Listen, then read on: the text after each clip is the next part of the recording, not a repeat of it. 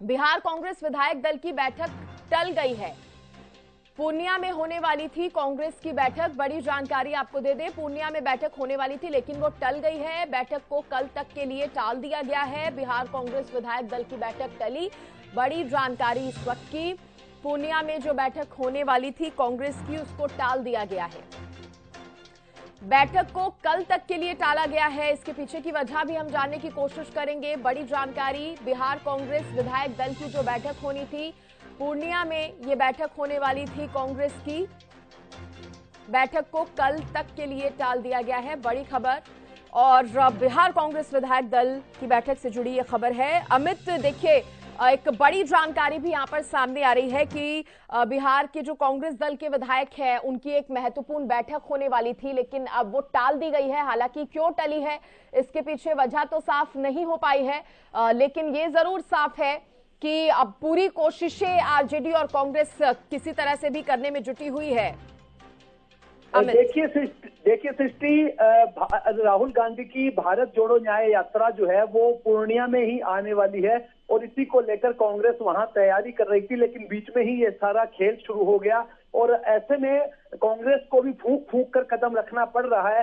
देखिए, हालांकि जो केंद्रीय गृह मंत्री अमित शाह को राजनीतिक तौर पर चाणक्य इन दिनों में कहा जा रहा है लगातार, तो ऐसे में वे कोई भी काम करते हैं तो बड़ी तसल्ली से करते हैं और बड़े सुलझे हुए तरीके से करते हैं ताकि कहीं स्थिति बिगड़ ना जाए।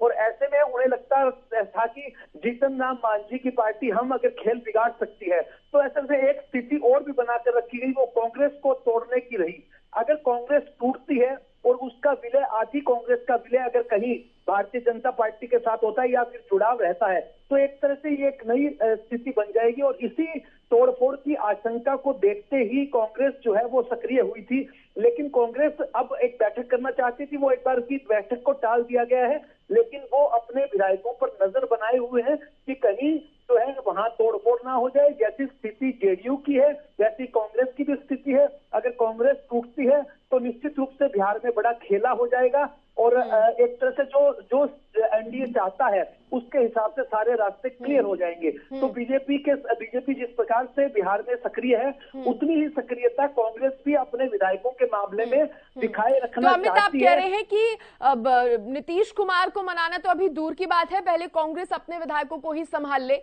उसके लिए वो भी बड़ी चुनौती बना हुआ है।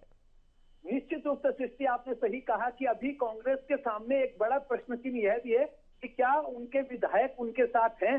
हालांकि लगातार कांग्रेस नेताओं की ओर से दावा किया जा रहा है कि उनके कांग्रेस एकजुट है, लेकिन कांग्रेस के विधायकों में भी कहीं न कहीं जो विरोध है और वो ऐसा लगता है कि वे भी टूटेंगे अगर जीतन राम मांझी ने कहीं दो चार बातें कोई उलट पलट फेरती की।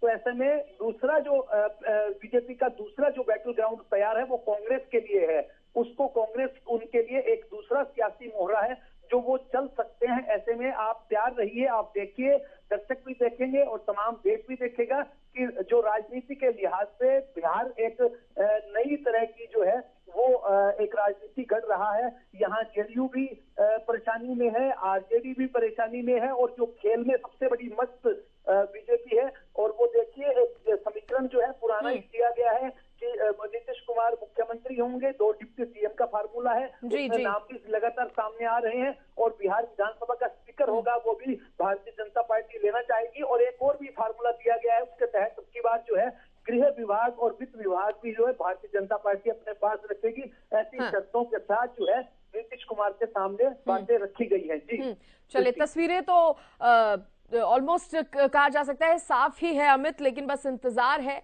जल्द ही वो जो स्थिति है वो खुलकर साफ भी हो जाएगी। फिलहाल के लिए अमित, बहुत शुक्रिया आपका जुड़ने के लिए और तमाम जानकारी देने के लिए। तो बिहार की राजनीति में जो हलचल है वो तेज हो चुकी है। राजनीतिक हलचल के बीच बैक टू बैक ये बड़ी खबरें जो हैं वो भी सामने आ रही हैं।